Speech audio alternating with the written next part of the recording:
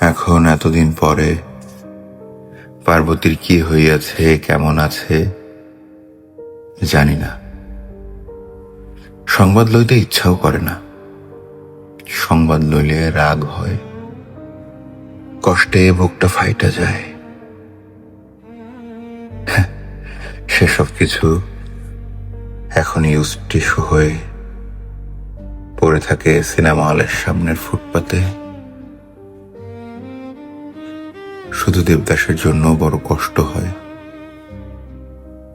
যদি কখনো দেবদাসের মতো এমন হতভাগ্য, অসংযমী পাপিষ্ঠের সহিত তোমাদের কারো পরিচয় হয়, তাহার জন্য একটু প্রার্থনা করিও।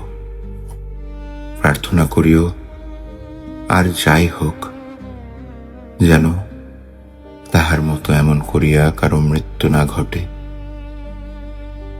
মরণে ক্ষতি নেই, কিন্তু শেষ সময়ে যেন স্নেহের একটু স্পর্শ তাহার কপাল ছুঁয়ে যায়, যেন একটি করুণার্দ্র স্নেহময় মুখ দেখতে দেখতে তার জীবনের অন্ত হয়।